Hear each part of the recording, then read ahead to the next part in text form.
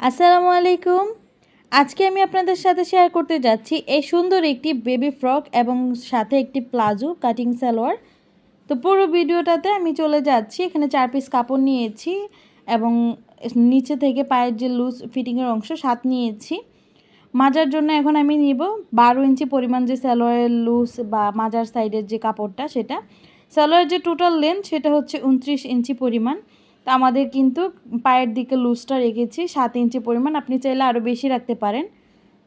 সালোয়ারের বেল্টের জন্য রাখছি 3 ইঞ্চি পরিমাণ এবং বেল্ট সহকারে নিয়ে আমরা এখানে সালোয়ারের যে হাই দিয়েছি, হাইটা দিয়েছি 14 ইঞ্চি পরিমাণ। আগেই সালোয়ারটা কাটিং করে নিচ্ছি, যেহেতু আমরা জামাটা কলার জয়েনিং করব, তো সেটা অনেকটা খানিক সময় লাগবে। তো আশা করছি আপনারা ধৈর্য সহকারে ভিডিওটা দেখবেন। তো সালোয়ারটা আমি দাগ অনুযায়ী কাটিং করে নিয়েছি, এক্সট্রা ফেব্রিকগুলো কাটিং করে ফেলে দিয়েছি। ভাঙার পর আমাদের সালোয়ারের যে লেন্থটা সেটা হবে 25 ইঞ্চি পরিমাণ। এখন আমরা উপরের যে জামাটা সেটা কাটিং করে নিব। তো আমি জামাটাতে কলার ব্যবহার করেছি, আপনারা চাইলে কিন্তু এখানে কলার ছাড়াও এভাবে জামাটা তৈরি করতে পারবেন। তো এখানে আমি টপ পার্টের জন্য আগে থেকে কাপড়টা 4 পিস করে কাটিং করে নিয়েছি, মানে 2 হাত বহরে কাপড় ব্যবহার করেছি এখানে। জামার যে টপ পার্টের লেন্থ তো সেটা নিচ্ছি 7 ইঞ্চি এবং পাশে নিচ্ছি আমরা 8 ইঞ্চি। তো বডির জন্য নিচ্ছি 6.5 ইঞ্চি, পেটের দিকে নিব 5.5 ইঞ্চি, আরমোল নিচ্ছি আমরা 5.5 ইঞ্চি পরিমাণ, গলার জন্য নিচ্ছি আমরা এখানে 3 ইঞ্চি পরিমাণ এবং ব্যাক পার্টের জন্য নিচ্ছি আমরা 1 ইঞ্চি পরিমাণ, কাঁধের অংশ নিচ্ছি 3.5 ইঞ্চি পরিমাণ। এখন কর্নার থেকে আরমোল সাইড থেকে ধরে এভাবে রাউন্ড করে বুকের দিকে আমরা মিলিয়ে দিয়েছি। কাঁধের অংশ 0.5 ইঞ্চি আমরা উপর থেকে ডাউন করে দিয়েছি। এখানে আপনারা হয়তো বা ভাবছেন যে আরমোলটা তো ছোট হয়ে গিয়েছে, তো অবশ্যই এটা আমি আমার উপরে যে নিচের ঘের অংশটা জয়েনিং হবে টপারটার সাথে, তো সেখান থেকে এখন আরমোল অনুযায়ীটা কাটিং করে নিব। তো এখানে 2 হাত বহরের যে ঘেরের অংশটা সেটা অনেক বেশি হয়ে যাবে, তো আমার পছন্দ অনুযায়ী এখানে আমি এক্সট্রা ফেব্রিক্সটা কাটিং করে রেখে দিব। তো আপনাদেরকে পুরো কাপড়টা একটু মেলে দেখিয়ে দিচ্ছি, অনেকখানি ঘের হয়ে যাবে। এই যে অনেক বেশি ঘের হয়ে যাবে, তো সেই কারণে আমি আমার পছন্দ অনুযায়ী এখানে মাপটা নিয়ে কাটিং করে এক্সট্রা ফেব্রিকটা রেখে দিয়েছি। এখানে 2 হাত বহরে কাপড় নিয়েছি 4 পিস পরিমাণ। 2.5 ইঞ্চিতে স্কোয়ারভাবে এটাকে দাগ দিয়ে নিব। তো 2.5 ইঞ্চি দিয়ে তারপর কিন্তু এভাবে রাউন্ড করে কাটিং করে নিয়েছি। এটা হচ্ছে আমাদের আরমোল। হাতাটা আমরা ব্যবহার করব ঘটি বা কলসি হাতা। বডির পাটটার সাথে এভাবে কুচি জয়েনিং হবে। টপ পার্টটা আমাদের কাটিং করা হয়ে গিয়েছে এবং নিচে ঘেরার অংশটাও কাটিং করা হয়ে গিয়েছে। এখন আমাদের কাজ হাতার অংশটা। হাতার অংশটাও আমি সেমভাবে কাটিং করে নিয়েছি, বা জামার যে সাইডের অংশ থেকে কাপড়টা কাটিং করে রেখেছি সেটাই নিয়েছি। তো এখানে যে আমরা নিয়েছি 7/8.5 ইঞ্চি, তো 8 ইঞ্চি নিয়েছি এবং এক সাইড থেকে 4.5 ইঞ্চি থেকে ধরে একদম আরেকটি সাইডের উপরন্ত পর্যন্ত মিলিয়ে দিয়েছি।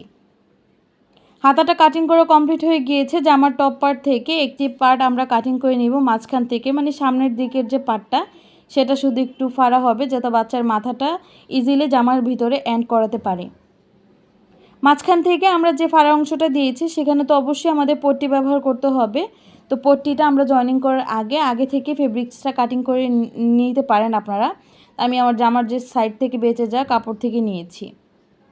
এখানে 2 ইঞ্চি পাশ নিয়েছি আমরা এবং জামার যে ভাঁজ দিকে আমরা ভিতর দিক থেকে রেখে তারপর কিন্তু এটাকে সেলাই করে নিব। একটি সাইড সেলাই হবে উল্টো পাশ থেকে এবং আরেকটি সাইড সেলাই হবে ভাঁজ দিক থেকে। অবশ্যই দেখতে পাচ্ছেন কীভাবে ফোল্ড করে নিয়েছি। যেহেতু আমরা এখানে বোতাম ব্যবহার করব, তো সেই কারণে কিন্তু মোটা রাখতে হবে, নাহলে পরবর্তীতে বাটন হোলের ঘরের জন্য আমরা যখন সুতা দিয়ে কাজ করব পরবর্তীতে কাপড়টা খুবই বাজে দেখাবে। তো সেমভাবে আমি একটা উপর থেকে পট্টি জয়েনিং করে নিয়ে আরেকটা ব্যাক সাইড থেকে জয়েনিং করে নিয়েছি, এভাবে ফোল্ড করে। জয়েনিং করার পর আমরা এক্সট্রা ফেব্রিকগুলো কাটিং করে নিয়েছি। এখন টপ পার্টগুলো একটার উপর আরেকটা যে পট্টিগুলো তো সেগুলোর উপরে রেখে সেলাই করে নিব নিচ থেকে স্কোয়ারভাবে, যাতে আমরা মাজার কাপড়টা যখন জয়েনিং করব তো সেক্ষেত্রে একদম ফিক্সড হয়ে থাকবে। স্কোয়ারভাবে ছোট্ট একটি ঘর আমরা এখানে সেলাই করে নিয়েছি। জামার যে ব্যাক পার্টটা সেটা আমরা ফ্রন্ট পার্টের দিকে রেখে কাঁধের অংশগুলোকে অ্যাটাচড করে নিচ্ছি। কাঁধের অংশগুলোকে জয়েনিং করার সময় অবশ্যই দেখবেন আমরা কাঁধের অংশগুলো যাতে একদম সমান দিকভাবে থাকে, যেহেতু এই গলার দিকটা আমরা একদম মাপ নিয়ে তারপর কলারটা জয়েনিং করব।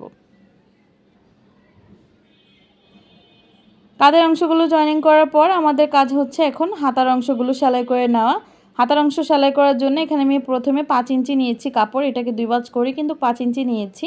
তো সেমভাবে আমি 2টা কাপড় কাটিং করে নিয়েছি। কাপড়টাকে মেলে এক সাইড থেকে আমরা ফেব্রিক্সটা যে কাপড়টার উপরে রেখে তারপর মাঝখান দিক দিয়ে আমরা কুচিটা দিচ্ছি। হাতার কিছুটা অংশ আমরা কুচি ছাড়া রাখবো। তারপর উপরের পট্টিটা আমরা ভাঁজ দিয়ে এভাবে সেলাই করে নিব। ভাঁজ দিয়ে সেলাই করার পর আমি সেমভাবে 2টা সাইডে সেলাই করে নিয়েছি।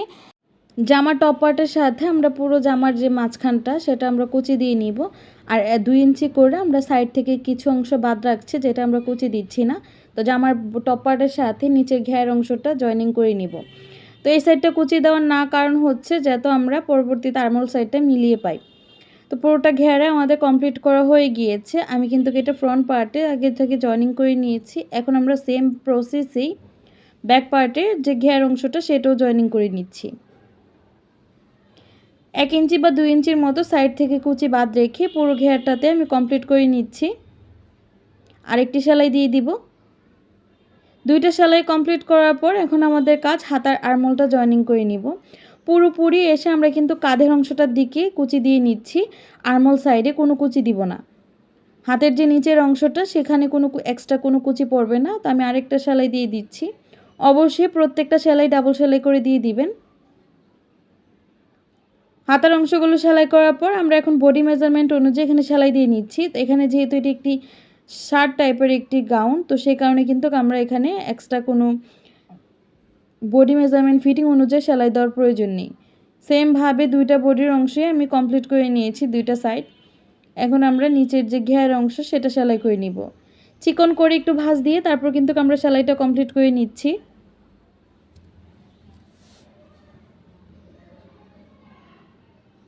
এভাবে সেলাই দেওয়াটা খুবই ইজি আর খুব সহজ, হাতের সাহায্যে এক সাইড থেকে ফোল্ড করে আরেক সাইড থেকে সেলাই দেওয়া। তো পুরো যে দামানের পোর্শন বা ঘেরের অংশটা আমরা সেলাই করে নিয়েছি। আপনাদেরকে কাছ থেকে দেখিয়ে দিব জামাটা কেমন হয়েছে। তো পুরো জামাটা কমপ্লিট কিন্তু এখনও আনকমপ্লিট রয়ে গিয়েছে। আপনাদেরকে ডিটেলসে কলারটা সেলাই করে দেখিয়ে দিব এখন। এক সাইড থেকে ইঞ্চি টেপ নিয়ে তারপর কিন্তু পুরো যে গলার রাউন্ডটা সেটাকে আমরা মেজারমেন্ট করে নিব। তো সেই ক্ষেত্রে কলারটা আমাদের 19-20 হওয়ার কোনো সম্ভাবনাই নেই। এভাবেও কিন্তু আপনারা বাচ্চাদেরকে পরাতে পারেন, কিন্তু কলার দিলে আরও সুন্দর লাগবে। এখানে আমি ইঞ্চি টেপ দিয়ে ধরে ধরে কিন্তু এখানে আমি মাপ দিয়ে নিচ্ছি। তো এখানে আছে কাপড় 13 ইঞ্চি পরিমাণ, তো আমরা 14 ইঞ্চিতে কাটিং করে নিব, যেহেতু আধা ইঞ্চি আমরা সেলাইয়ের যে এক্সট্রা যাবে। এটা কিন্তু 2 ভাঁজ করা কাপড়, তো উল্টো ভাঁজ দিকটা আমরা ভিতরের দিকে রেখেছি, উল্টো দিকটা আমরা উপরের দিকে রেখেছি। এখন এটাকে 4 ভাঁজ করে নিচ্ছি। তো এখানে আছে আমাদের 7 ইঞ্চি পরিমাণ। তো 7 ইঞ্চি কাপড় থেকে আমরা 6 ইঞ্চি মানে 6.5 ইঞ্চি নিব।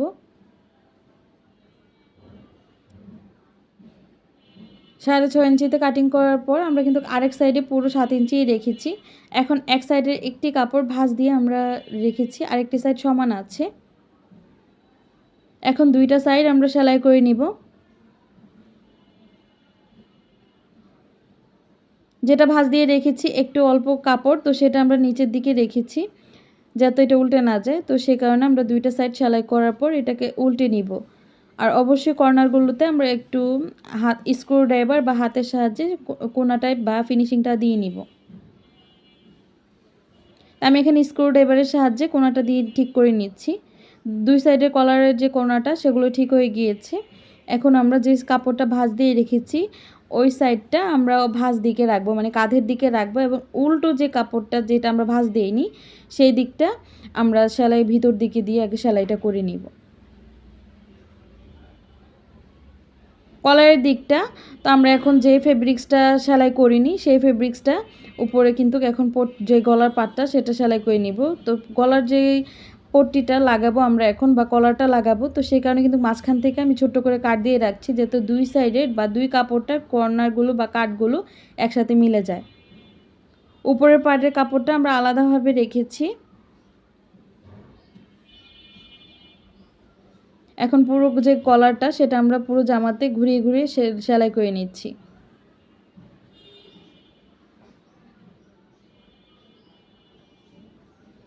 শেষে এসে অবশ্যই এখানে ডাবল সেলাই দিয়ে আমরা আটকে দিব। আটকানোর পরে এটাকে আমরা ভাঁজ দিয়ে নিচ্ছি। ভাঁজ দেওয়ার পর যে কাপড়টা ফোল্ড করে রেখেছিলাম সেই কাপড়টা উপর থেকে ধরে এভাবে চাপ দিয়ে কিন্তু যেই সেলাইটা দিয়েছি সেই ফেব্রিক্সটা ভিতরের দিকে করিয়ে আমরা আবার সেলাই দিয়ে নিচ্ছি। এই সেলাইটা কাপড়টা বা ভাঁজ দিয়ে ভিতর দিকে রাখার কারণ হচ্ছে ঘাড়ের দিকে পরবর্তীতে পুরো এক্সট্রা যে ফেব্রিক্সটা সেটা দেখা যাবে না। কলারটা লাগানো আমাদের কমপ্লিট হয়ে গিয়েছে। এখন আমরা ডাবল সেলাই দিয়ে এবং কলার যে নিচের দিকটা বা ঘাড়ের দিকে যে সাইডটা পড়ে থাকবে সেটার সাইডেও কিন্তু আমরা সেলাই দিয়ে নিব। আপনি চাইলে কিন্তু এখানে বক্রম বা এক্সট্রা যে শক্ত কারণ পাওয়া যায় সেগুলো কিন্তু ব্যবহার করতে পারেন। পটিটার দুই সাইডে আমি সেলাই করে নিয়েছি। আমাদের যে পুরো জামাটার ডিজাইন সেটা কিন্তু কমপ্লিট হয়ে গিয়েছে। এখন আমরা কলারটা এভাবে ভাঁজ দেওয়ার পর হয়তোবা প্রিন্টেড কাপড় দেখে বোঝা যাচ্ছে না, কিন্তু সামনাসামনি অনেক সুন্দর হয়েছে এই বেবি ফ্রকটা। আপনাদেরকে তো আমি পাশেই একটি বেবিকে রেখে দেখিয়ে দিয়েছি থাম্বনেইলে, আশা করছি আপনারা বুঝতে পেরেছেন। এখন আমরা যে সালোয়ারটা সেলাই করে নিব, সালোয়ার সেলাই করার জন্য আমি সালোয়ার হাইগুলো প্রথমে সেলাই করে নিচ্ছি দুই সাইড সেলাই করার পর এখন আমরা পায়ের দিকের অংশটা সেলাই করে নিব। তো সালোয়ার যে সেলাই করা খুবই ইজি যদি ডিজাইন না থাকে। দুই সাইড সেলাই করার পর আমি সালোয়ার যে হাইয়ের অংশ সেগুলো সেলাই করে নিব। সেম মেজারমেন্ট রাখার জন্য আমি দুই পায়ের যেই লুজ ফিটিংয়ের অংশ সেম মেজারমেন্টই রাখছি। সালোয়ারের হাই আমরা দুইবার করে সেলাই করে নিয়েছি। এখন আমাদের কাজ বেল্টের অংশটা সেলাই করে নিব। একটি কাপড় ভাঁজ দেওয়ার পর আমরা সেলাই করে নিব। এভাবে একটি চিকন করে সেলাই দিয়ে নিচ্ছি। আপনারা যারা দুই ভাঁজ দিয়ে সেলাই করতে পারেন না তারা এভাবে একটি করে প্রথম সিঙ্গেল সেলাই দেওয়ার পর তারপর আরেকটি সেলাই দিয়ে কিন্তু বেল্ট অ্যাটাচ করে নিতে পারেন। আমি সালোয়ার যে ইলাস্টিক বা বেল্ট জয়েনিং করে নিয়েছি। এই হচ্ছে জামাটার যে কলারের লুক। আশা করছি আপনাদের কাছে এই জামার ডিজাইনটি ভালো লেগেছে। ভালো লেগে থাকলে আমাকে ভিডিওতে জানাতে ভুলবেন না এবং সালোয়ারটাও কেমন লাগলো সেটাও জানিয়ে দিবেন। আজকের মতো এখানেই বিদায় নিব। সবাই ভালো থাকবেন, সুস্থ থাকবেন আর ভিডিওটা কেমন লাগলো সেটাও আমাকে জানিয়ে দিবেন। ভালো লাগলে like, comment, share and subscribe করে দিবেন। আল্লাহ হাফেজ। আসসালামু আলাইকুম।